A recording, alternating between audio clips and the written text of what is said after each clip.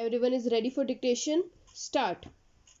Sir, yesterday I was making a point that so far as the present bill is concerned, it tries to make the nomination a simpler procedure than what was obtaining under the old act.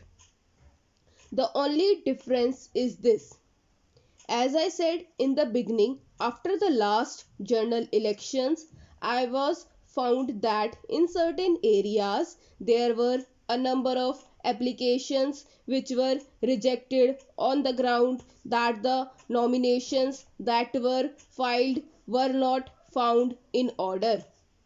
Therefore, there was a feeling at one time that we might provide for some procedure by which that matter could be taken to some independent authority. That was the proposal made by the select committee which was appointed in respect of the former bill which was introduced in 2003 and ultimately withdrawn.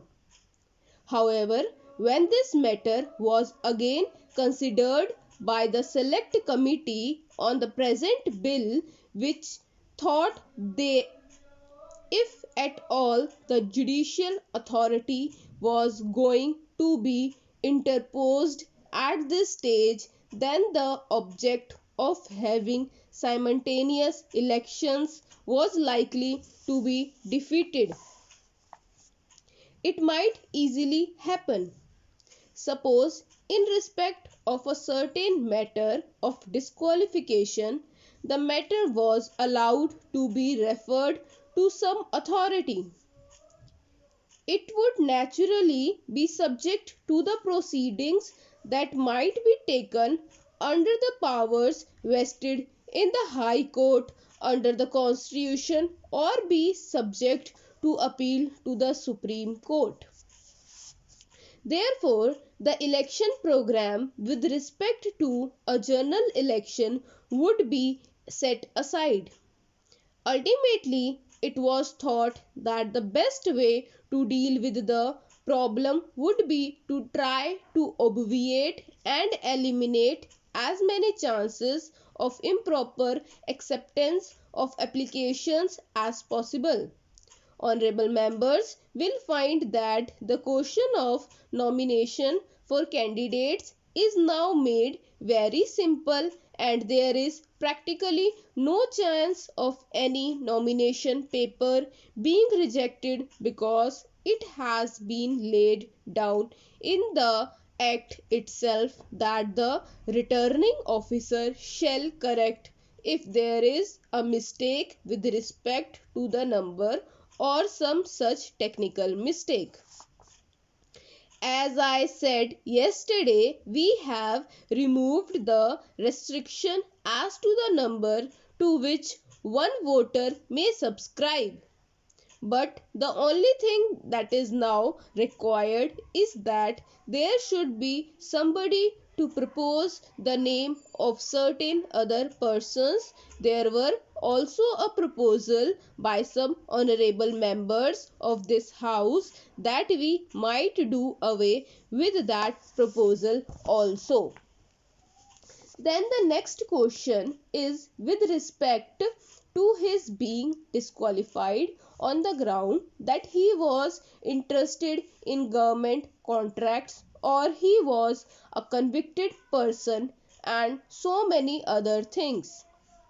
In that connection, it was found that this was not a matter which could be summarily disposed of and ultimately it has to be left in spite of all that is said and done to the election objection which may take place. But I am sure that a man who wants to stand as a candidate to the legislative assembly of a state or to the house of the people will naturally think twice before he applies. So that is the scheme so far as nominations are concerned under this act.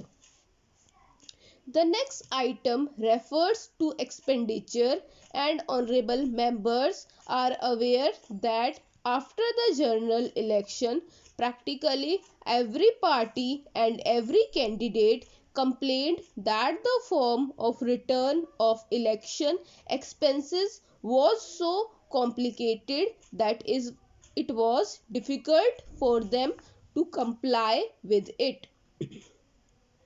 In the first place, there were some overlapping items or categories. Naturally, when a man stood for election, it was found very difficult for him to find out whether the expenditure was on account of the clerks, messengers, this thing or that thing. It was therefore found necessary that the complicated form of returns should not be there. What is required is that the man should only keep an account of what he is spending, and there should be some ceiling on the expenditure to be incurred, because if there is no liability to keep on account, naturally the question of fixing a ceiling would be meaningless. It is from that point of view that some provision has been made in this bill to the effect that he should keep an account, and ultimately he should file a copy of the record. As the honorable members might be aware, in one of the cases it was thought that there was no fixed date from which the candidate should keep an account, and one tribunal went to the length of saying that the man should keep an account from the time when he offered himself as a prospective candidate. Now that difficulty has been obviated by saying that account shall be kept only from the date on which the constituency is asked to return candidates till the date of their election. Then, sir, another important item was with respect to the program of election. One thing that I would like to point out is that formerly the program was rather considered to be too long, and now it has been cut down.